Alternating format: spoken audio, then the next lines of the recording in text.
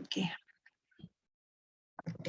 Oke, jadi untuk di dalam nutrigenomic itu terdapat yang namanya makronutrien dan juga mikronutrien. Jadi kalau untuk makronutrien ada 3 jenisnya, salah satunya itu karbohidrat, kemudian ada protein dan juga ada lemak. Jadi untuk hari ini adalah tentang karbohidrat saja dulu. Mungkin hari ini Ibu akan nunjukin agak sedikit banyak slide, tapi nanti di lensa nanti Ibu akan update mana yang penting untuk diingat saja, untuk misalnya untuk UTS dan sebagainya. Oke. Jadi sebelum kita memulai belajar, semestinya kita harus berdoa dulu. Jadi mari kita berdoa bersama. Bismillahirrahmanirrahim. Radibillahi robba wa bil islami dina wa bil muhammadina wa rasulah. Rabbi zidni ilman warzuqni fahman. Amin. Oke, jadi hari ini kita buat singkat aja nih.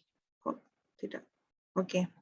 Jadi sebenarnya untuk hari ini kita akan mengenal lebih kepada yang namanya carbohydrate metabolisme karbohidrat, kemudian kepentingan sebuah metabolisme itu sendiri, terus gene expression of carbohydrate, berarti apa gen-gen yang berinteraksi ataupun gen-gen yang terlibat dalam sebuah metabolisme karbohidrat seperti itu. Oke, jadi apa itu karbohidrat? Utamanya sebenarnya karbohidrat itu secara simple it's sugar ataupun gula ya. Jadi secara sederhananya didefinisikan sebagai sebuah polimer gula. Jadi fungsi karbohidrat itu sendiri sebenarnya merupakan sebuah cadangan energi jangka pendek dan juga komponen struktural sel. Oke. Kemudian glukosa ataupun gula itu sendiri sebenarnya merupakan salah satu bentuk hasil metabolisme karbohidrat yang menjadi sumber energi utama, kemudian diproses ataupun dikontrol oleh insulin. Kelebihan glukosa itu sendiri bisa dirubah ataupun dalam proses metabolismenya itu bisa diubah menjadi glikogen yang bisa disimpan sebagai sumber tenaga yang lainnya, biasanya disimpan di otot dan sebagainya, bisa juga disimpan sebagai lemak. Oke. Kemudian untuk gula itu sendiri, kalau kita sebenarnya sebelum ini sudah kenal ya, seperti glukosa, fruktosa, laktosa, dan berbagai macam jenis gula. Jadi patahan atau pecahan-pecahan nama gula itu tersendirilah yang bisa memasuki tahap glikolisis ataupun yang dinamakan metabolisme. Jadi untuk asupan karbohidrat itu sendiri dan aktivitas fisik adalah terkait dengan homeostasis glukosa. Jadi semuanya itu proses homeostasis itu akan dipengaruhi oleh susunan genetik individu ataupun genetik kita sendiri. Jadi terkadang ada metabolisme yang rendah, ada yang tinggi. Jadi semua itu tergantung kepada susunan genetik ya, secara individu seperti itu. Jadi ini kira-kira apa gambaran karbohidrat, metabolisme karbohidrat. Jadi yang di warna kuning oranye di sini adalah nama prosesnya. Jadi misalnya dari glukos itu menjadi glukos 6-phosphate itu melalui yang namanya proses glukokinase atau hexokinase seperti itu.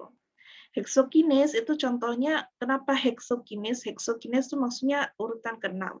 Jadi hexokinase itu berarti terdapat perubahan ataupun tambahan fosfat pada ring yang ke-6. Seperti itu. Jadi glucose 6-phosphate. Jadi makanya namanya hexokinase kalau mau mengingatnya seperti itu. Nah, dari glucose 6-phosphate itu kembali kepada glukos itu sendiri kita sebut prosesnya sebagai G6 phase. Nah, jadi kebalikannya seperti itu. Nah, untuk glikogen sendiri itu dihasilkan dari glucose 6-phosphate. Jadi prosesnya adalah sintesis atau pembuatan. Jadi glukogen sintesis, ingatnya seperti itu. Nah, kalau dari glukogen itu kembali ke glucose 6-phosphate, prosesnya dinamakan glycogenolysis. Dan seterusnya ada glycosis dan sebagainya. Ini nanti perlu diingat sendiri. Oke.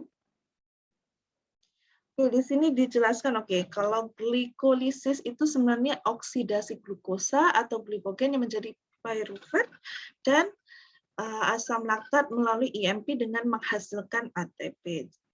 Nah, di sini juga beberapa penjelasan tentang reaksi-reaksinya. Contohnya glikogenesis adalah sintesis glikogen dari glukosa. Seperti yang tadi, glikogenesis ataupun glycogen sintesis. Dua-duanya sama saja. Jadi kalau ada perkataan sintesis berarti misalnya perkataan pertamanya contohnya glikogenesis. Berarti dari suatu form menjadi glikogen. Jadi kalau glikogenesis berarti dari satu form ke form glikogen, biasanya dari glukosa atau dari glikosa. Jadi kalau glikogenolisis berarti penghancuran glikogen, glikogen. Jadi nolisis kalau di perkataan belakangnya itu kita anggap berarti menghancurkan struktur glikogen itu sendiri. Nah, kalau sintesis itu pembuatan, kalau nolisis ataupun lysis itu berarti pemecahan. Jadi pada hepat asil adalah glukosa, sedangkan di otot menjadi piruvat dan asam laktat. Bedanya seperti itu.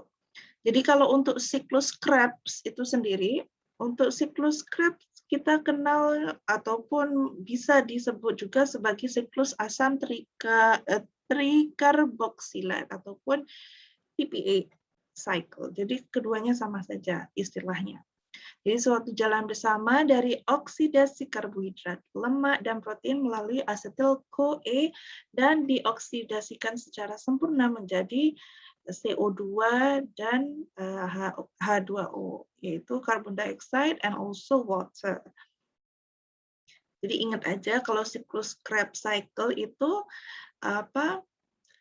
merupakan oksidasi karbohidrat melalui asetil-CoA dan dioksidasikan secara sempurna.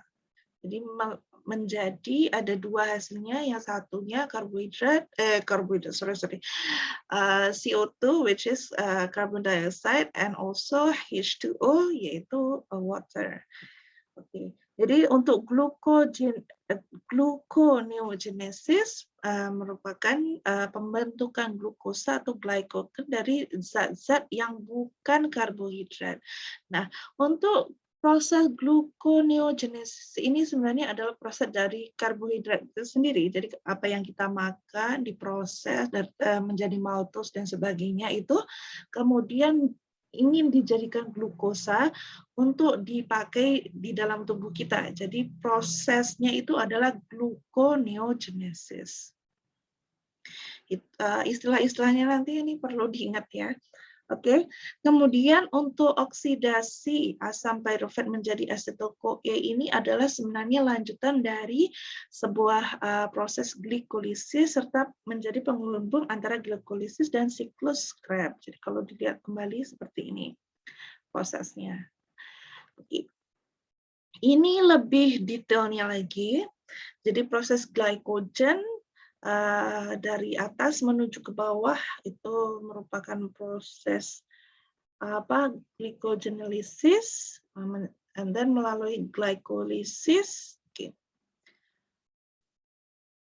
Oke, kalau untuk glycogenolysis ini sebenarnya akan dilaksanakan atau maksudnya proses tersebut adalah di dalam sebuah cytoplasm.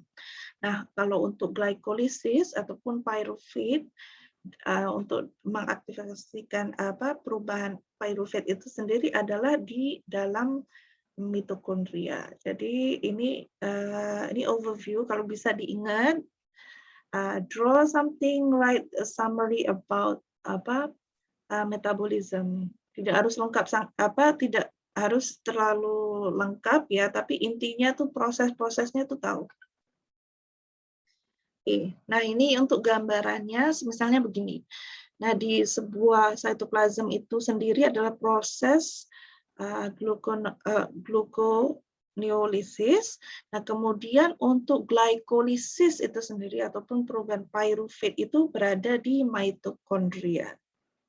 Bedanya itu. Jadi untuk TCA cycle dan sebagainya itu melalui proses di dalam mitokondria. Oke, sebentar. Ada satu lagi share. Oke. Tadi itu simple about carbohydrate metabolism. Oke, di sini Ibu akan jelaskan lebih supaya lebih memahami lagi ya. Jadi overview of human metabolism. Seperti tadi ada 3 komponen makronutrien, dari situ akan di-digest, absorb oleh badan kita. Nah, dari situ kalau untuk karbohidrat, untuk hari ini kan karbohidrat. Oke, jadi karbohidrat itu jadi simple sugar. Nah, seperti contohnya menjadi glukos. Nah, kalau sudah menjadi glukos akan melalui proses katabolisme. Nah, dari situ kita akan menghasilkan yang namanya acetyl-CoA. Kemudian dari itu kemudian melalui citric acid cycle. Sorry. Oke. Ini seperti tadi, simple about carbohydrate, utamanya adalah sumber energi, dan jenis karbohidrat itu sendiri bisa menjadi monosakarida, yang monosakarida itu yang sebenarnya yang bisa diabsorpsi. Nah, bisa juga menjadi komponen seperti disakarida dan juga polisakarida. Nah, untuk monosakarida itu sendiri seperti yang tadi saya jelaskan, itu ada komponen-komponen utamanya, biasanya glukos, fruktosa, galaktosa. Jadi diingat misalnya monosakarida ini ada apa aja, misalnya sukros, fruktosa, galaktosa, glukosa. Jadi 3 komponen tersebut. Oke. Glycogen. Glycogen ataupun komponen utama dari hasil apa yang kita makan, pati atau sukrose itu sebenarnya adalah simpanan dari sukrosa nanti adalah sebuah simpanan glukosa. Jadi dari glukosa, fruktos, maltose tadi disimpan menjadi sukrosa, Oke. Nah, glukosa itu juga seperti yang tadi, kalau melalui glikolisis itu berarti oksidasi via glikolisis itu menjadi pyruvate yang akan diproses kemudian di mitokondria. Nah, untuk yang satunya lagi yaitu ribosa 5-phosphate itu still dilakukan dalam cytoplasm, berarti melalui oksidasi via pentosa phosphate pathway. Oke, lanjut ke bawah. Oke. Nah, ini lebih clear-nya lagi. Jadi kita contoh makan roti, makan nasi, dan sebagainya, dari mulut ada yang namanya enzim alpha amylase. Nah, dari situ di-convert ataupun menjadi pati, maltosa, dan kemudian diproses di usus kita. Nah, dari usus itu kita diproses menjadi glukosa ataupun glukos. Nah, dari proses itu adalah proses metabolisme. Jadi dari glukos itu nanti akan keluar dari cytoplasm itu akan keluar ke darah. Nah, dari darah itu akan melalui proses yang namanya glycolysis. Jadi untuk ini sama gambaran seperti tadi, skema dasar metabolisme, mungkin ini lebih mudah diingatnya seperti itu. Jadi asam amino dan gliserol itu menjadi glukosa. Dari situ menjadi pyruvate dan asam laktat. kemudian dilanjutkan asetil-CoA seperti itu. Jadi ini bisa diingat prosesnya nomor 4, which is gluconeogenesis ini berarti merupakan proses awal dari kita makan hasil yang kita makan ataupun yang sudah dicerna itu melalui proses gluconeogenesis. Jadi jangan terbalik kalau glukosa dari glukosa ataupun ke glikogen dan sebagainya. Jadi awal mulanya kalau dari kita makan ada yang memakai perkataan neo. Jadi diingat aja gluconeogenesis itu adalah dari proses amino acid atau gliserol yang kita makan itu menjadi sebuah glukosa. Oke. Ini perlu diingat proses-proses yang ada di metabolisme karbohidrat. Ingat saja ada 5, ada glukolisis, glucogenesis, glucogenolisis, Henn-Peshan, gluconeogenesis. Nah, ini nama-nama kalau ditanya ini kenapa namanya itu memang dari situnya dikasih oleh researcher yang menemukan sistem metabolisme dikasih nama-nama seperti itu. Jadi memang kita harus menghafal untuk masalah metabolisme. Nah, ini another contoh prosesnya. Jadi kalau misalnya banyak graf itu ya cuman diingat-ingat saja. Kalau mau kalian buat satu summary misalnya prosesnya, terus sebelahnya itu nanti dibuat catatan dan sebagainya. Oke, kita mulai dari penerangan tentang glikolisis. Oke, untuk glikolisis itu sendiri bisa juga disebut sebagai Embden-Meyerhof pathway. Tapi nggak apa-apa sih, nggak usah diingat. Jadi diingatnya glikolisis aja. Jadi glikolisis sendiri sebenarnya terjadi dalam sitosol ataupun sitoplasm. Jadi glikolisis ini dari oksidasi glukosa menjadi energi. Nah, proses glikolisis itu setelah proses dari makan dan sebagainya dan kemudian menjadi glukosa itu, nah glikolisis itu melalui proses bisa melalui aerob ataupun anaerob. Jadi bisa melalui asam pirofat ataupun asam laktat. Nah, untuk proses glikolisis ini akan menghasilkan energi ataupun yang disebut ATP. Pada keadaan aerob itu sendiri, biasanya dari hasil akhirnya adalah asam pirofat dan dimasukkan ke dalam mitokondria, kemudian menghasilkan asetil-CoA, kemudian memasuki siklus Krebs. Nah, setelah memasuki siklus Krebs ataupun TPA cycle itu, kemudian menghasilkan ATP, CO2, dan juga H2O. Seperti itu untuk keadaan aerob. Kalau yang anaerob berarti langsung asam laktat. Contohnya, sebentar. Nanti diperlihatkan kembali, oke.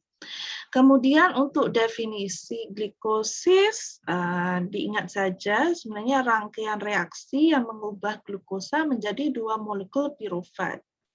Pada proses ini juga dihasilkan ATP. Jadi diingat saja untuk definisi, dikenal sebagai Embden-Meyerhof pathway seperti yang disebutkan, dan terdapat 10 langkah untuk menjadi pyruvate. Ini detailnya, tapi tidak perlu sedetail itu untuk diingat karena sebenarnya intinya adalah glikolisis itu di-convert melalui banyak contohnya ada fructose, biphosphate, glyceraldehyde, bifosfoglycerate, phosphoglycerate, dan sebagainya. Kalau bisa, kalau cara untuk mengingatnya itu sebenarnya dibuat sebuah catatan ya, misalnya ini proses apa, proses apa, proses apa. Seperti itu.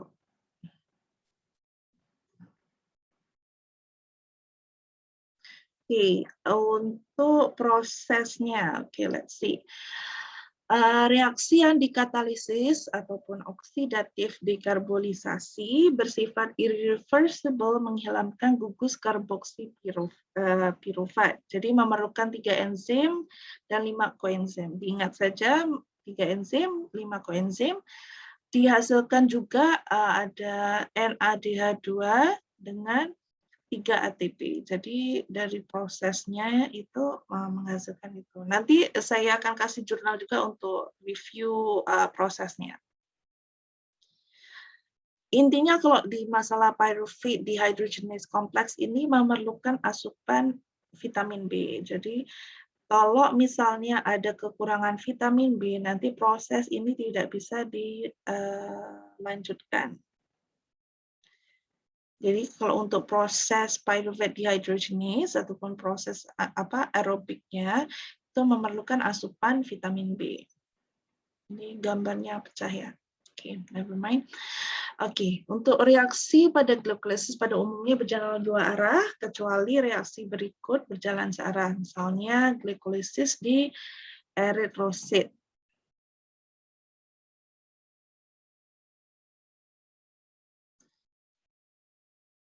Oke, jadi untuk orang dewasa biasanya tidak mempunyai inti sel ataupun organ mitokondria, rantai respirasi, dan siklus asam sitrat tidak dapat terjadi. Jadi misalnya yang mempunyai problem ataupun masalah dengan eritrosit itu tidak bisa melakukan yang namanya proses glikolisis.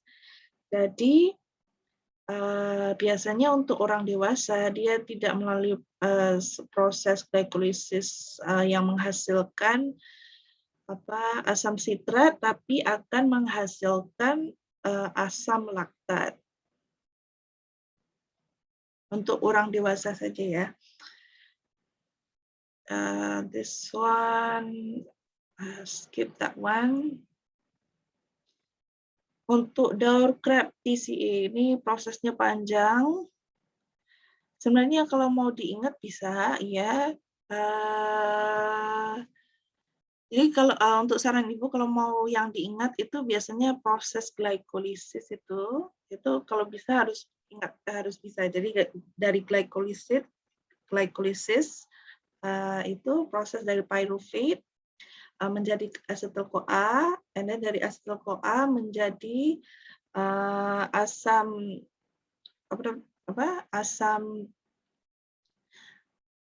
menjadi melalui proses TCA ataupun daur crab cycle itu kita kembali. Nah, jadi prosesnya ada dua itu tadi. Jadi dari glukosa, pyruvate, asetil-CoA, siklus Krebs. Nah, itu proses untuk mendapatkan asam asetat. Kemudian untuk asam laktat itu anaerob. Jadi langsung ataupun lipid proses anaerob. Jadi yang diingat kalau bisa diingatnya lebih ke utamanya sih, misalnya proses proses dari pyruvate-nya menjadi asetil-CoA itu diambil poin-poin utamanya saja, kemudian dari situ ke siklus Krebs. Siklus Krebs itu poin utamanya, kemudian menghasilkan apa saja, ada ATP, CO2, H2O seperti itu. Oke, kita lihat kembali proses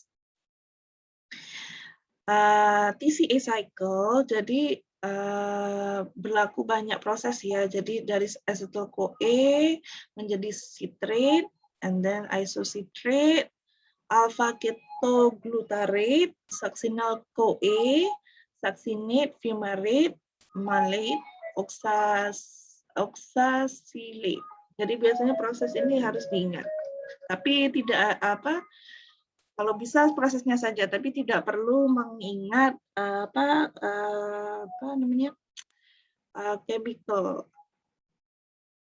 susunan chemical citrate-nya, maksudnya molekul citrate-nya tidak harus diingat. Jadi paling tidak bisa melukis yang namanya Krebs cycle. Jadi dari asetil-CoA menggunakan enzim.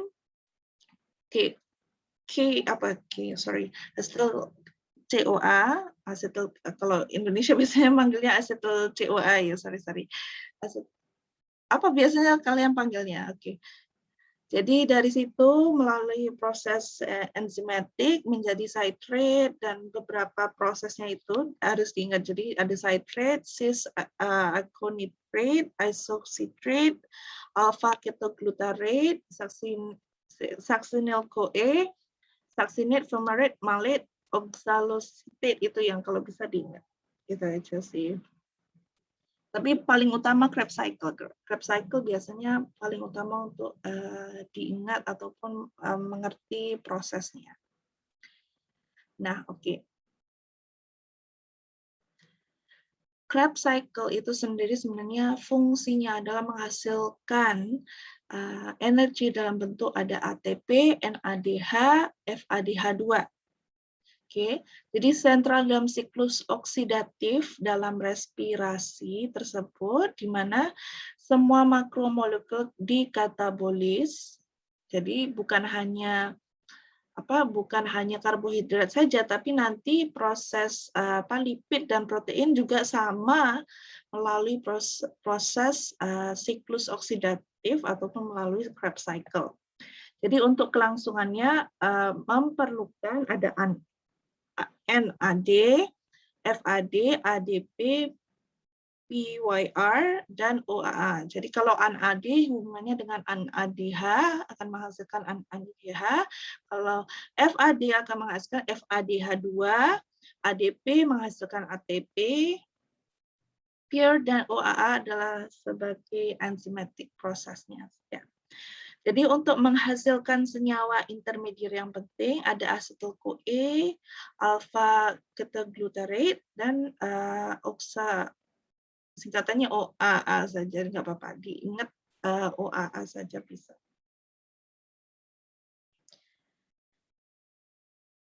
Jadi Krebs cycle itu sebenarnya adalah sebuah precursor untuk biosintesis makromolekuler.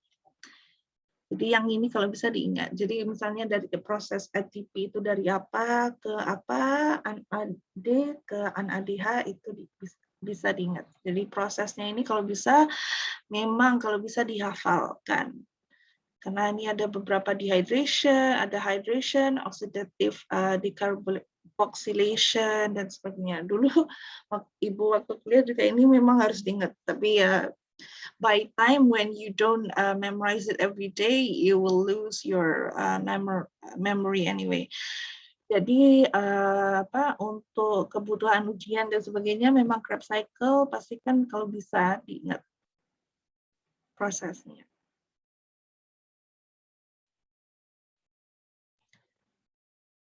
Ini oke. Katabolisme dan juga anabolisme amfibolik istilahnya. Jadi sama-sama bisa katabolisme, bisa anabolisme. Jadi kalau katabolisme itu sendiri sebenarnya memproduksi molekul berenergi tinggi. Contohnya seperti ATP, yang seperti tadi ada ATP, ada NADH, ada FADH2. Itu adalah molekul berenergi tinggi. Jadi kalau untuk anabolisme, produksi intermedier untuk precursor biosintesis makromolekul. Jadi di sini adalah yang hasil-hasilan lainnya. Contohnya seperti yang tadi di sini ada malate, fumarate, succinate. Nah, itu adalah anabolisme. Jadi precursor untuk biosintesis makromolekul.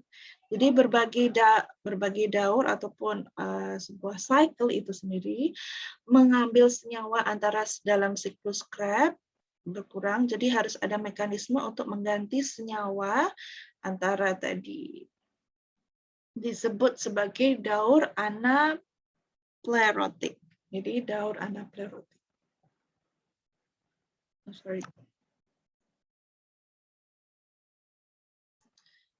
Ini untuk overview reaction, untuk lebih mengingatnya kembali. Jadi satu gugus asetil molekul 2C masuk dan keluar menjadi 2 molekul CO2. Jadi asetil-CoA 2C itu maksudnya 2 proses itu menjadi 2 carbon dioxide.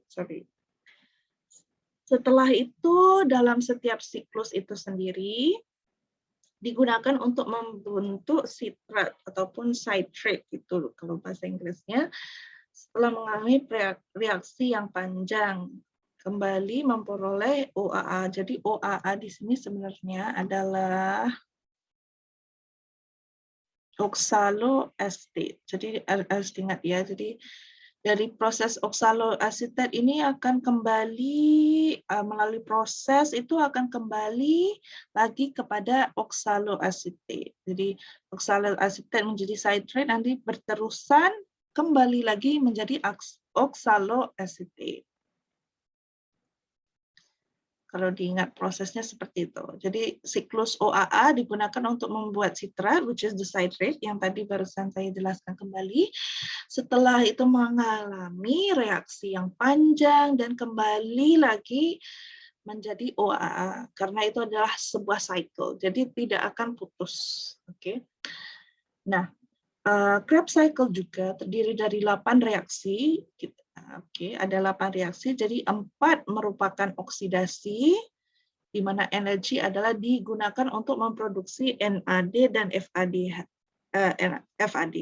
Berarti sebenarnya ada berapa? Kalau 4 oksidasi, berarti kemungkinan besar bisa menjadi di sini kalau 4 oksidasi diingat saja kalau NAD itu dikali 2, jadi 4 kali 2 ada 8 NADH, terus kalau FAD cukup 2, ada 2 FADH2, terus ATP juga 2.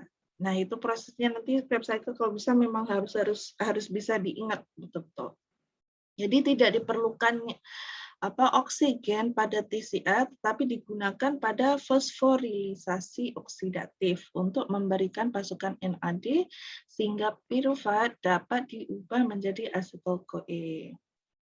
Untuk proses overview of the reaction. Oke. Glikolisis vs TCA. Supaya tidak bingung, glikolisis itu perubahan glukosa menjadi pirufat. Oke, jadi dari situ adalah proses glikolisis yang menghasilkan ATP. Nah, glikolisis reaksi berjalan linier dan juga lokasinya di sitoplasma or cytoplasm. Nah, kalau untuk TCA or as Krebs cycle adalah merupakan reaksi siklis dan juga letaknya ataupun prosesnya adalah dilakukannya di mitokondria. Jadi misalnya proses glikogenesis menjadi glukosa dan kemudian dilanjutkan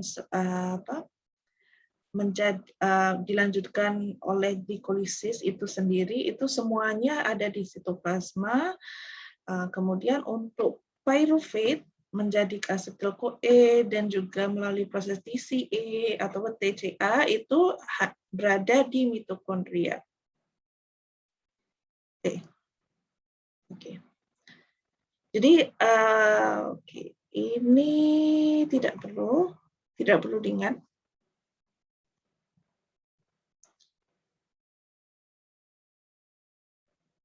Oke.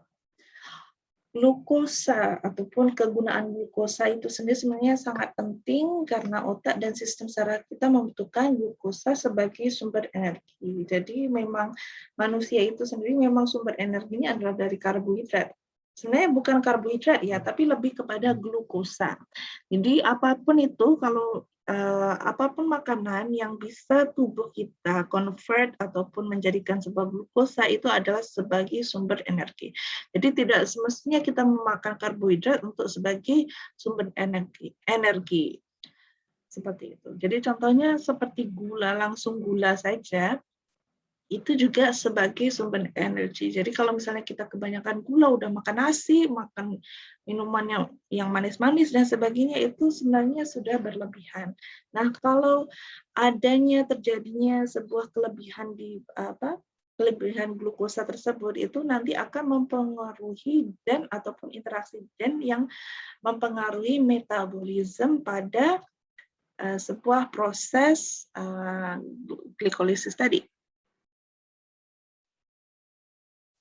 Oke, untuk glikogenesis ini ada sebenarnya sintesis glikogen dari glukosa. Nah, dari glukosa kembali ke glikogen, ke glikogen itu prosesnya glikogenesis. Nah, kalau untuk glikogen ataupun struktur lainnya menjadi glukosa itu adalah glukogenesis. Betul nggak? Coba kita cek. Ini sebenarnya semua prosesnya ini sebenarnya adalah memang fix, jadi memang harus diingat saja ya. Kita pendekkan sedikit. Yang ini kalian bisa baca sendiri nanti kemudiannya. Synthesis of glycogen. Jadi kurang lebih prosesnya seperti itu. Tapi kalau untuk ini sebenarnya tidak perlu diingat. Tapi untuk sekarang kita ingat paling utama adalah mengingat tentang Krebs cycle ataupun TCA cycle-nya itu. No need to. Oke, glycogenolysis, pemecahan glikogen. Oke, ini Ibu jelaskan sedikit, oke. Untuk glycogenolysis ini merupakan proses pemecahan glikogen. Jadi kalau untuk ada dalam dua proses ya, bisa melalui otot ataupun bisa melalui produksi pemecahan glikogen itu di dalam hati. Jadi ada dua untuk pemecahan glikogen ataupun glycogenolysis, diingat bisa dilakukan di otot dan juga bisa dilakukan di hati. Untuk di otot sebenarnya tujuannya adalah mendapat energi bagi otot. Nah, hasil akhirnya adalah pyruvate atau lactate disebabkan glucose 6-phosphate yang dihasilkan dari glycogenolysis masuk ke jalur glikolisis di otot. Biasanya waktu olahraga. Jadi waktu olahraga ini prosesnya adalah penghasilan lactate di dalam otot itu sendiri. Nah, kalau untuk hati adalah yang proses biasa. Jadi tujuannya untuk mempertahankan kadar glukosa di dalam darah antara dua waktu makan. Nah, jadi waktu pertama kita mendapat energi, kemudian di hati itu proses glycogenolysis itu diproduksi supaya kita sentiasa ada energi. Jadi cara mempertahankannya adalah prosesnya adalah glycogenolysis yang mempertahankan kadar glukosa dalam darah. Jadi kalau misalnya dari makan terus ke waktu makan satu lagi, kenapa kadar gula dalam darah kita itu selalu konsisten, itu karena di dalam hati itu terdapat proses glycogenolysis. Jadi dari glukos itu dari glikogen itu dipecah-pecahkan kembali untuk diubah menjadi glukosa kembali.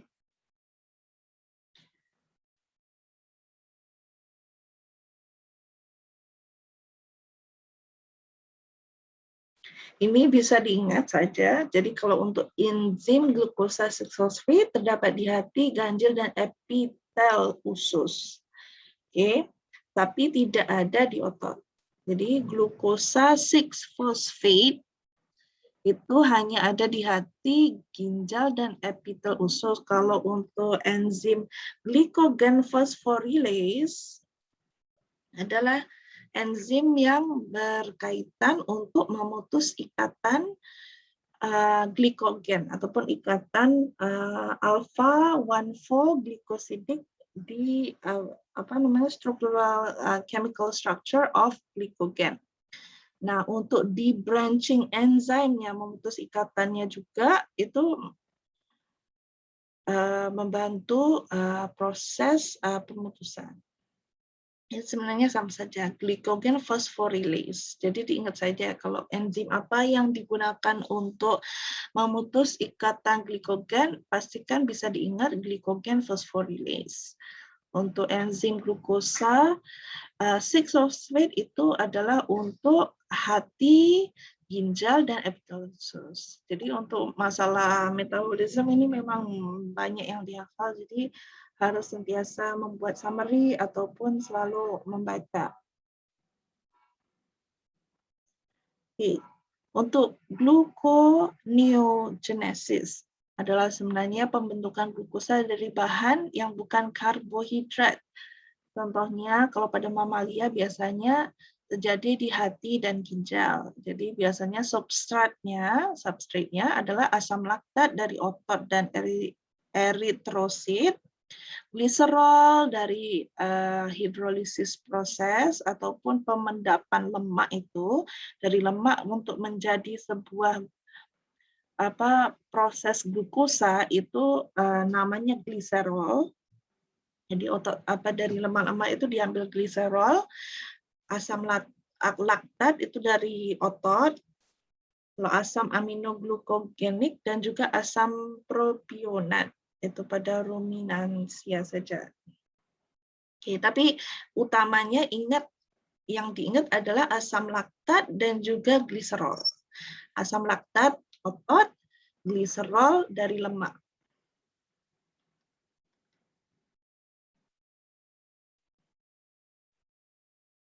Oke, di dalam tubuh kita tidak semua organ tubuh memerlukan kontribusi energi secara berterusan, oke, kecuali kita pakai, contohnya seperti otot, kalau dipakai baru dia memerlukan energi ataupun produksi glukosa itu diperlukan.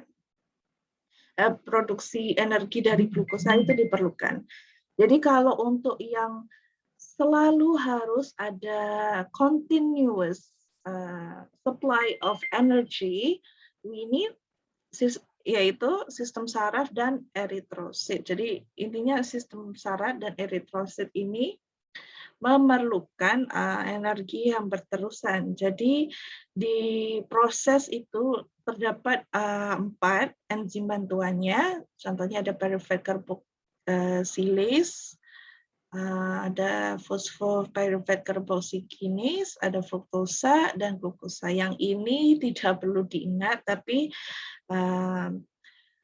kalau misalnya ada soalan ataupun pertanyaan tentang jaringan pasokan glukosa yang harus continuous, itu perlu tahu. Tapi untuk enzimnya tidak apa-apa, tidak perlu tahu.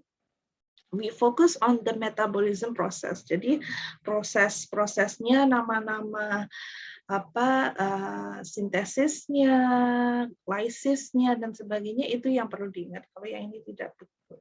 Okay. This is just for additional information.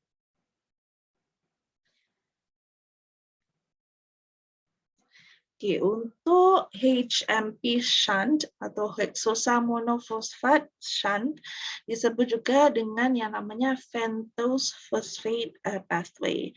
Ini sebenarnya merupakan jalan lain untuk oksidasi glukosa. Karena kadang di dalam tubuh kita ini kan banyak proses, jadi there's a lot of pathways, either glycolysis ataupun pentose phosphate pathway dan sebagainya adalah proses-proses yang perlu diingat. Tapi untuk pentose phosphate pathway ini sebenarnya tidak bertujuan untuk menghasilkan energi, tapi untuk mengaktifkan proses dalam hati, lemak, korteks adrenal, tiroid, eritrosit, laktasi, seperti itu. Kalau ini sebenarnya tidak perlu diingat, tapi yang penting kalau tadi ada yang graf graf tentang proses glukosa kepada glukosikosfat itu dan melalui proses shunt ini kita perlu tahu saja nama pathway-nya. Jadi dan diingat juga ini sebenarnya adalah salah satu proses oksidasi glukosa dan tidak bertujuan menghasilkan energi ATP. Jadi yang diingat 2 itu saja. Aktifnya di mana? Let's say ingat aja misalnya hati, lemak, tiroid. Just memorize 2 or 3. Okay. Ini kalau mau nanti ada jurnalnya kalau misalnya kalian mau baca lebih dalam lagi, tapi nanti banyak diingat, tapi diingatnya yang simple aja, nanti yang di dalam slide itu aja prosesnya yang diingat. Oke, untuk glukosa darah. Oke. Hati dan otot memerlukan glikogen. Kalau untuk jaringan lemak, transilgliserol biasanya glukosa yang dipakai. Nah, untuk sumber glukosa darah seperti apa yang kita biasa makan, yaitu karbohidrat. Dari karbohidrat bisa dari glycolysis hepat dan glyconeogenesis. Nah, nomor 2 dan 3 ini sebenarnya berlaku sekiranya kita tidak makan dan sebagainya dan kita membutuhkan energi, maka dihasilkannya energi itu dari glycolysis hepat dan glyconeogenesis. Nah, untuk hormon yang berkaitan ataupun hormon yang berlaku dalam prosesnya adalah biasanya ada insulin, ada growth hormone, epinephrine, dan glucagon. Ini sekedar tahu saja. Oke, no need to. Oke, intinya untuk metabolisme itu kalau bisa yang diingat itu prosesnya, terus apa nama-nama prosesnya, dan kalau terutamanya untuk Krebs cycle itu kalau bisa melukis ataupun menggambar proses Krebs cycle-nya. Tidak harus terlalu detail, tapi yang penting prosesnya dari apa saja dan menghasilkan apa saja, seperti yang tadi dalam foto. Oke, ini dilanjutkan satu lagi. Oke, seperti ini contohnya.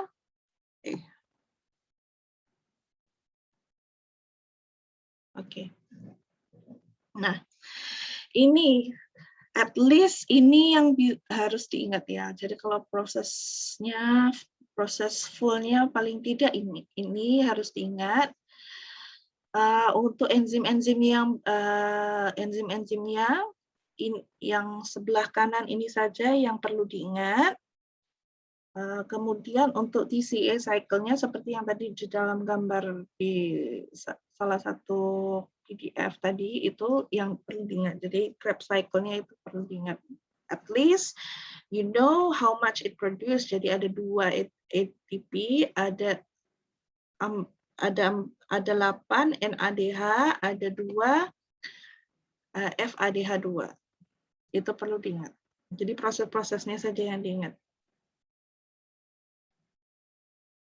Seperti tadi, kalau pyruvate berada prosesnya di mitokondrian, selain itu di cytoplasm.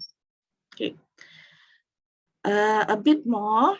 Jadi untuk metabolism pathway ini, jadi proses regulasinya itu sebenarnya dipengaruhi oleh 4 hal. Yang pertama, substrate availability, substrate-nya apa, contohnya glucose, dan kemudian ada allosteric activation or inhibition, nah itu adalah prosesnya. Kemudian covalent modification of enzyme, and then ada induction repression of enzyme synthesis. Yang ini sekedar ditahu ada 4 mekanismenya.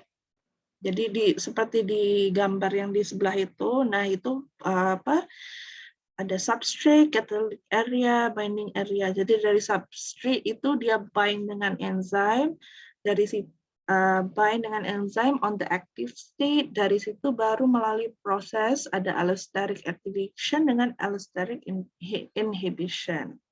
Nah, allosteric activation dengan inhibition itu biasanya melalui effector. Jadi kalau tidak ada effector tersebut, maka prosesnya either proses persenyawaannya itu akan berhasil dilakukan ataupun tidak. Jadi kalau activation tuh kalau positif allosteric effectornya itu bind towards the enzyme, jadi untuk substrate-nya itu misalnya glukosnya baru bisa menghasilkan ataupun melaksanakan glikolisis dan sebagainya. Oke, kita ingat tiga aja. Jadi kalau concentration effects on enzyme, ini tidak perlu diingat saja sih sebenarnya, untuk tambahan pengetahuan saja. Jadi high concentration will actually determine the rate of glucose catabolism and insulin secretion. Jadi semakin tinggi glukos yang ada itu, maka akan menghasilkan katabolisme ataupun induce insulin secretion. Jadi kalau misalnya kadar glukosnya itu rendah, jadi maka proses glikolisis dan sebagainya tidak akan terjadi. Nah, seperti itu. Jadi hanya kalau ada high glucose. Nah, makanya untuk mereka yang memiliki penyakit diabetes tipe 2 seperti itu, karena mereka tidak bisa menghasilkan insulin.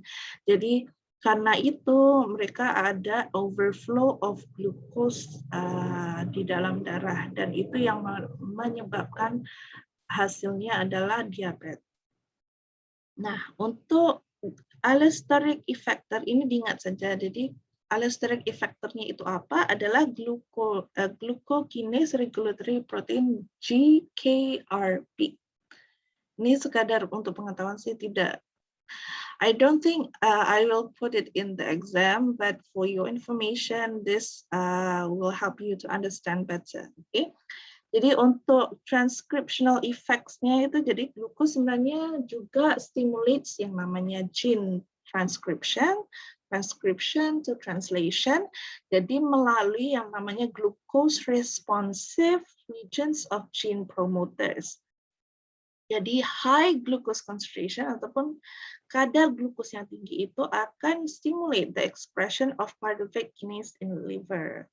Nah, kalau glukosnya itu udah banyak, itu dia ingatnya satu, high glucose stimulates pyruvate kinase in liver, itu proses pyruvate itu di dalam liver atau hati. Yang keduanya adalah kalau concentration-nya tinggi, maka dia juga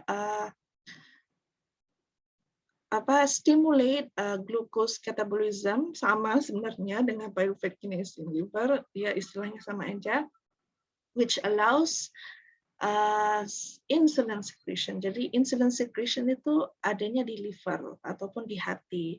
Jadi ingatnya high concentration produces insulin in the liver, which actually stimulates the expression of pyruvate ataupun proses pyruvate menjadi acetyl-CoA dan melanjutkannya ke Krebs cycle tersebut, jadi menghasilkan energi. Tapi bila insulin itu tidak ada ataupun enzim-enzim terdapat masalah di enzim itu, maka tidak dapat dihasilkannya energi, dan karena itu kelebihan glukosa di dalam darah yang menyebabkan penyakit diabetes. Oke.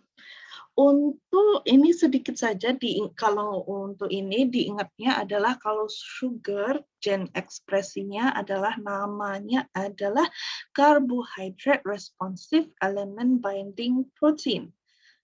Untuk interaksi gen yang mempengaruhi metabolic homeostasis.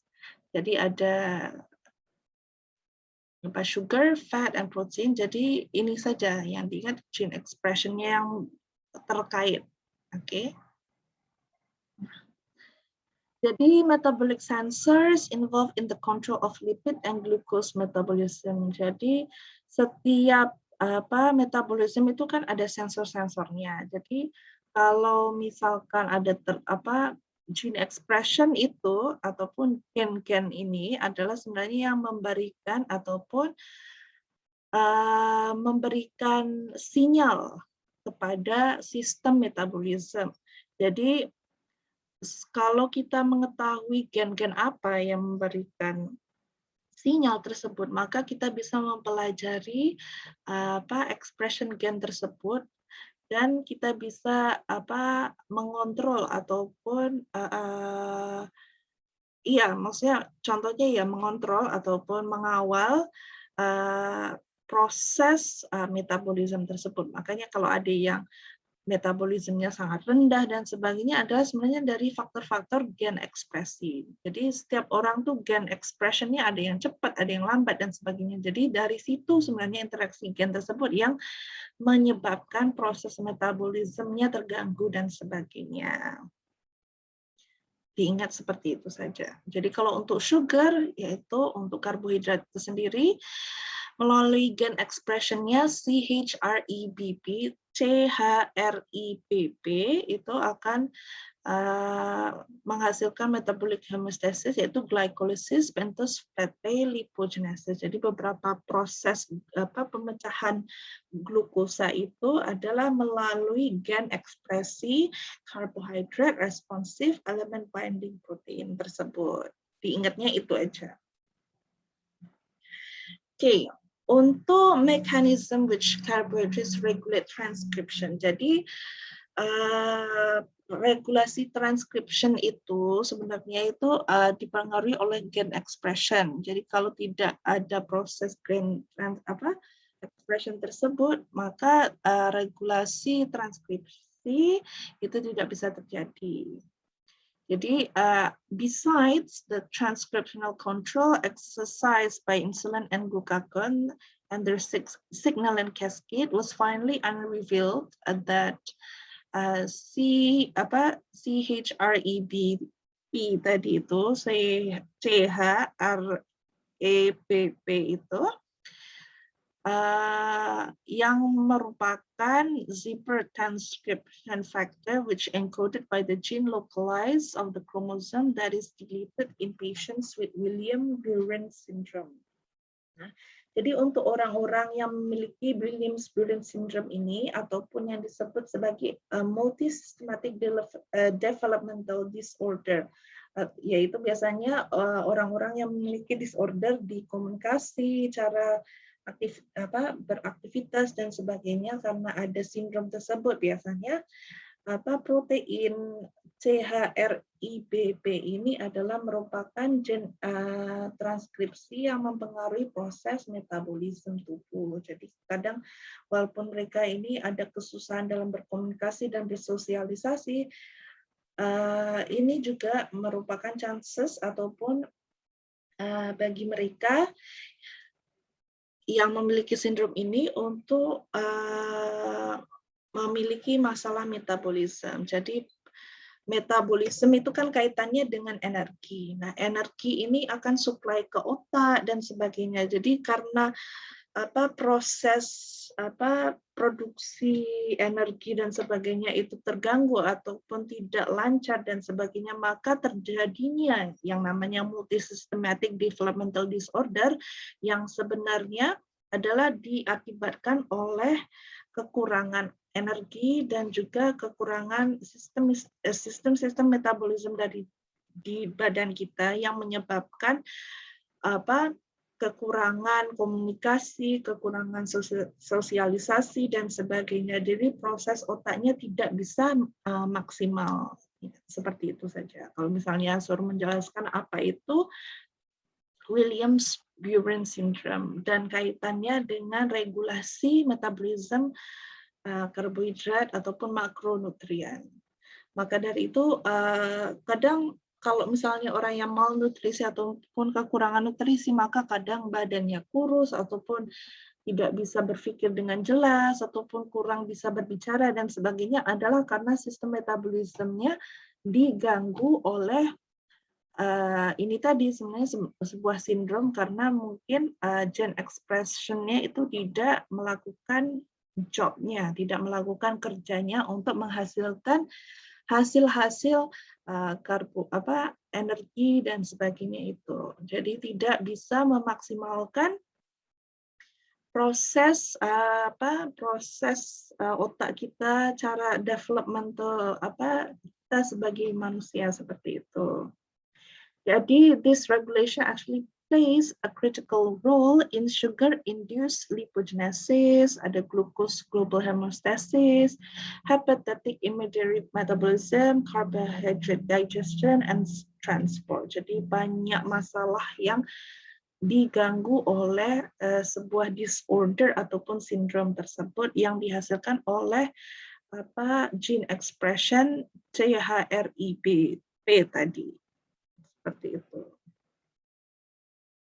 Jadi untuk kesimpulannya, perubahan mekanisme yang mengendalikan ekspresi gen dari transkripsi ke translasi dapat menyebabkan perkembangan penyakit metabolik. Nah, dari situ. Jadi ekspresi gennya kalau ekspresi gennya itu tidak melakukan kerjanya dengan baik, maka proses metabolik itu bisa rusak dan juga bisa mengakibatkan terjadinya perkembangan penyakit metabolik. Contohnya yang tadi itu, Williams syndrome. Dengan demikian, memahami efek nutrisi sebenarnya pada ekspresi gen dapat meningkatkan pengetahuan kita tentang penyakit metabolik dan mungkin menawarkan terapi baru pendekatan berdasarkan intervensi gizi dan susunan genetik individu. Jadi misalnya ada risiko seperti memiliki sindrom metabolik, ini another syndrome which is called MET-S yang disebabkan oleh gangguan hemostasis energi dikaitkan dengan kelebihan berat badan dan obesitas. Jadi terkadang kalau ada teman itu kan kayaknya kita makannya nggak banyak ya, tapi terus beratnya naik mendadak, itu juga bisa dikarenakan sindrom-sindrom seperti ini ataupun masalah metabolisme yang mengakibatkan kelebihan berat dan obesitas. Tapi pemicu utamanya juga bisa karena kita ini makannya terlalu banyak dan menghasilkan berat badan yang berlebihan dan obesitas. Dari situ sindrom ataupun gen ekspresi ini jadi terekspres ataupun terkeluar. Maksudnya jadi gennya jadi ekspresif. Dari situ maka dari situ jadinya misalnya orang yang gemuk dan sebagainya ingin menurunkan berat badan jadi susah karena ada gen expression-nya yang terlalu terekspresi ataupun yang melakukan ekspresi yang salah ataupun kerja yang tidak benar. Jadi asosiasi ini menekankan hubungan antara lipid dan metabolisme glukosa. Jadi when it comes to diabetic as well as berat badan, obesitas, itu sebenarnya adalah kaitan kedua proses lipid dan metabolisme lipid ataupun dari protein dan juga lemak, begitu juga dengan metabolisme glukosa. Jadi bukan hanya dari glukosanya saja yang mengakibatkan kerusakan, tapi misalnya dari kadar kita memakan proteinnya kurang dan sebagainya, ataupun kadar lemaknya tidak seimbang. Jadi makanya itu kalau kita belajar gizi makanan, karbohidratnya harus seberapa banyak, proteinnya harus banyaknya seberapa, dan kadar lemak dalam makanan juga harus dijaga. Itu adalah fungsinya untuk meregulasi ataupun regulasi penghasilan glukosa, energi dan sebagainya adalah pada kadar normal. Jadi kalau misalnya ada yang berlebihan, maka proses lain juga akan terpengaruh. Jadi kalau misalnya kita mau menurunkan berat badan atau menyehatkan badan, itu sendiri tidak bisa kita press ataupun kita kurangin karbonya saja, tapi kadar protein dan lipid, lemak dan sebagainya itu juga tidak dijaga. Jadi karena itu jadi prosesnya tidak maksimal seperti itu.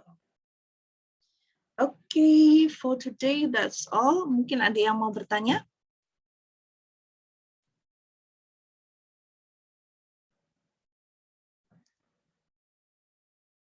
Pada tidur jangan-jangan ini. Ada yang mau bertanya? Nanti semua materi seperti biasa Ibu akan masukkan dalam lensa, jurnal bacaan lebihan, tapi untuk misalnya untuk ujian dan quiz dan sebagainya nanti akan yang dimasukkan dalam slide. Ini nanti Ibu akan tambahkan sedikit seperti yang kapan itu. Biasanya Ibu akan tambah sedikit, tapi untuk kali ini tidak ada quiz. Ibu akan jadikan satu, kan nanti akan ada karbohidrat, ada protein dan lipid. Nah, setelah itu akan ada group assignment saja. Jadi tidak ada quiz untuk 3 subjek nutrition yang ke depan, tapi akan ada group assignment untuk ketiga topik ini nanti. Jadi untuk next week we will continue with protein, and then the following week akan berkaitan dengan lemak. Seperti itu. Dan untuk materi-materi yang Ibu ampuh, jadi pengampu, nanti insya Allah misalnya sebelum ujian UTS dan sebagainya itu I will give some points ataupun mana-mana part yang kalian perlu ingat. Jadi let's say a bit of hint, tapi enggak semuanya. Seperti itu. Jadi untuk kalian bisa fokus di bagian mana untuk kalian belajar seperti itu untuk menghadapi UTS dan sebagainya. Untuk yang Ibu ajar ya. Kalau yang lainnya saya kurang tahu. Mungkin ada yang mau bertanya? Ada yang masih kurang ngerti dan sebagainya? Untuk rekodnya nanti diupload di e-learning juga ya, Bu? Yang mana? Rekod ininya. Ini rekodnya ini Ibu record. Sudah Ibu record, nanti Ibu share di e-learning. Iya, terima kasih Bu. Iya, sama-sama. Oke, ada yang mau bertanya? Kok, Bu izin tanya, tanggapan Ibu terhadap orang yang banyak makan tapi susah gemuk dan kira-kira mengatasi masalah seperti ini bagaimana ya? Apa pola makan sendiri itu harus diatur? Oke. Itu juga masalah ya. Memang kalau masalah kita sendiri kan semua seperti Ibu sendiri sebenarnya mengalami. I think my problem is more to hormonal. Terutamanya perempuan ya. Kita ini kan ada hormon. Jadi dari hormon itu sebenarnya mempengaruhi metabolisme juga. Jadi hormon itu mempengaruhi gen ekspresi. Jadi dari gen ekspresi ini setiap orang kan lain-lain ya prosesnya. Jadi dari situ itu mempengaruhi metabolisme. Nah, kalau mau mengetahui benar-benar memang kita perlu melakukan yang namanya gen pengecekan gen untuk masalah metabolisme. Jadi kita tahu yang mana sebenarnya masalah kita. Nah, untuk masalah makan banyak tapi tidak gemuk-gemuk itu kemungkinan besar ya namanya istilahnya kan metabolismenya cepat. Jadi apa yang kita makan itu banyak yang dibuang. Jadi misalnya proses-proses di dalam sebuah metabolismenya itu penghasilannya itu sebenarnya tidak optimal. Jadi banyak yang dibuang, tidak diserap dan sebagainya. Cuman kalau masalah pola makan itu sendiri ya, pola makan sebenarnya kalau mau benar-benar dijaga, sebenarnya memang kita memerlukan yang namanya bertanya kepada nutrition ya, karena kita ini biotek, jadi masalah nutrition tidak begitu 100% mengerti, tapi lebih kepada metabolisme ya. Tapi memang pola atur makan itu sendiri juga harus diatur, karena kadang kita kayak, oh kita makan aja, tapi makan aja itu sebenarnya kandungan nutrisinya apakah benar atau tidak, itu kan kita tidak tahu. Jadi memang kalau benar-benar mau ditingkatkan sendiri, itu sebenarnya memang harus bertanya kepada pakar nutrisi, karena mereka yang lebih tahu. Biasanya mereka akan menanyakan soalan-soalan seperti kalian masalah hormonnya apa dan sebagainya. Jadi dari situ kita bisa lihat, oke, misalnya kita hormonnya problemnya di mana, dari situ kita bisa melihat misalnya kita problemnya di bagian metabolik apa seperti itu. Jadi mungkin nutrition lebih tahu masalah pemilihan pola makanan. Tapi bukan berarti kalau misalnya yang kurus pingin gemuk itu kita harus makan aja, malah di situ bisa jadi bahaya karena kadang beberapa jenis makanan ataupun nutrisi yang kita ambil di badan itu sebenarnya disimpan di badan tapi tidak disimpan as fat. Malahan kebanyakannya kalau kita kebanyakan makan tapi kita ini badannya tidak naik-naik, itu kemungkinan besar bisa jadi di gula. Jadi berhati-hati kalau untuk yang kurus tapi makannya banyak itu malah karena tidak di-store as fat, hasil proses glukosanya itu tidak menjadi sebuah hanya menjadi glukosa tapi tidak diproses lebih untuk glikolisis dan sebagainya menjadi fat dan sumber-sumber lainnya itu, maka dari situ bisa menghasilkan yang namanya lebih kepada diabetes. Jadi untuk yang kurus, nggak gemuk-gemuk tapi makannya banyak dan sebagainya, terutama misalnya minum minuman manis, jadi itu bisa lebih berbahaya karena badannya tidak store fat seperti itu. Jadi proses glukosanya itu tidak dihancurkan menjadi lemak ataupun simpenan lemak, tapi kemungkinan besar itu bisa menjadi lebihan glukosa di dalam darah karena tidak dihancurkan menjadi lemak. Itu sebenarnya semua lebih kepada gen ekspresi ya. Tapi kalau mau kita melihat problem ataupun masalah sendiri, masalah metabolismenya di mana itu memang perlu cek ke rumah sakit, yaitu cek namanya gen ekspresi gen. Jadi harus dicek seperti gen-gen apa yang kita ada. Seperti sekarang ini kan kita bisa cek yang namanya gen ekspresi untuk kanker. Misalnya kita mempunyai keturunan ataupun ibu, bapak, eyang dan sebagainya yang memiliki kanker, itu kita bisa cek gen ekspresinya di rumah sakit seperti itu. Nah, dari situ kita tahu oh kita memiliki gen ini. Jadi gen ini kalau tidak dijaga dia bisa ekspresif. Nah, kalau ekspresif itu yang bisa menghasilkan kanker dan sebagainya.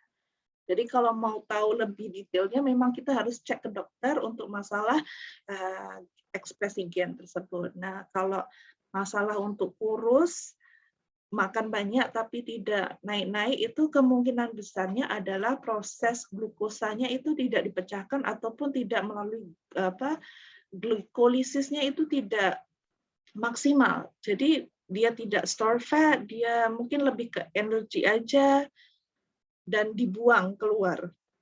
Ataupun glukosanya itu nimbun. Jadi kemungkinan besar bisa memiliki gen ekspresif yang melibatkan unsur diabetes seperti itu. Jadi kemungkinan besarnya bisa bahaya di situ. Jadi kalau untuk yang kurus makannya banyak, jangan. Makan harus dijaga, pola makan tetap sehat seperti orang diet. Tapi bukan diet yang kekurangan karbo dan sebagainya. Tetap karbo, lemak, dan protein ini harus dijaga, tapi tidak berlebihan. Jadi walaupun kita Jadi misalnya kadang kan orang konteksnya kan mikirnya wah kalau kita kurus nggak gemuk-gemuk harus banyak makan. No, it's wrong. Karena dari situ bisa menghasilkan ekspresif gen untuk tidak menghasilkan lemak, tapi malah bisa mengendapkan glukosa di dalam darah dan bisa menyebabkan diabetes lebih mudah daripada orang yang makan banyak tapi jadi gemuk. Karena mereka lebih store-nya ke fat ketimbang darahnya itu menjadi diabetes seperti itu. Jadi kadang makanya ada orang yang kurus tapi kok penyakitan seperti maksudnya memiliki diabetes seperti itu. Contohnya seperti itu. Itu karena proses metabolismenya tidak menjadikan glukosa itu dilisiskan ataupun dihancurkan menjadi store of energy dan penghasilan energinya kurang, tapi malah tidak bisa dihasilkan, maka dari situ menjadi glukosa saja dan bisa menjadikan efek pada kadar insulin dan sebagainya. Jadi seperti itu. Walaupun kita misalnya kurus tapi makannya nggak banyak, tapi makannya banyak itu malah salah. Jadi konteksnya malah jangan makan banyak dan berlebihan karena di situ malah bahaya karena kita tidak tahu gen ekspresi kita. Jadi lebih utamanya menjaga pola makan seperti orang diet tapi bukan mengurangi kadar karbo dan sebagainya, tapi tetap ikut standar makan, tidak berlebihan. Seperti itu kalau pandangan itu sih. Tapi kalau untuk masalah untuk benar-benar cara mengatasinya memang one of the way is we need to go and see a doctor. Kita perlu cek di rumah sakit masalah gen ekspresi pada metabolisme tubuh. Dari situ baru ketahuan seperti itu. Mungkin ada yang mau bertanya lagi? Jadi lebih hati-hati saja sih kalau yang misalnya kurus makan banyak tapi nggak gemuk-gemuk. Jadi bahayanya mungkin bisa lebih ke diabetesnya gitu. Karena tidak store as fat and other proses. Mungkin ada yang mau bertanya? Jadi hari ini tidak ada kuis, tapi nanti di minggu ketiganya setelah semuanya itu assignment. Ya tadi apa Nisa ya yang mau bertanya? Iya Bu, mau bertanya perihal presensi Bu. Apa? Oh presensi, oh yes. Tadi aku udah wait. Udah saya tik-tik sepertinya. Semua masuk ya?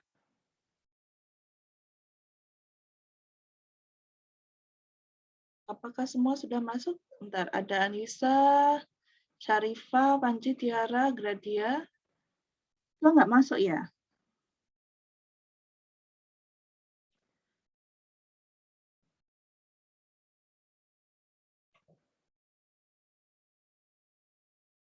Ini Atika mau ditik nggak?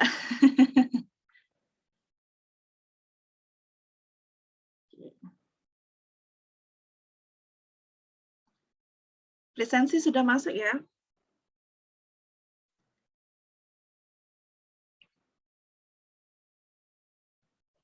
Jadi Ibu masukkan semua. Nanti untuk Atika itu nanti bisa lihat di apa? Bisa menyusul lihat di recording saja. Mungkin ada yang mau bertanya lagi?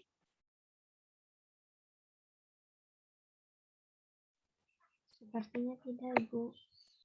Ya? Sepertinya tidak, Ibu. Oh, tidak ada. Kalau tidak ada, kita akhiri untuk sesi apa?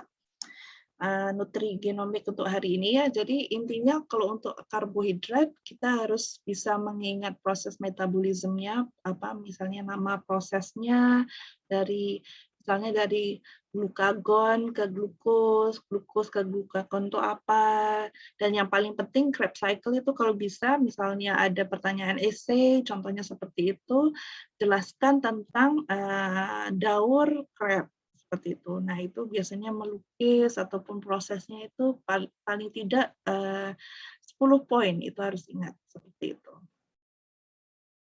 Oke.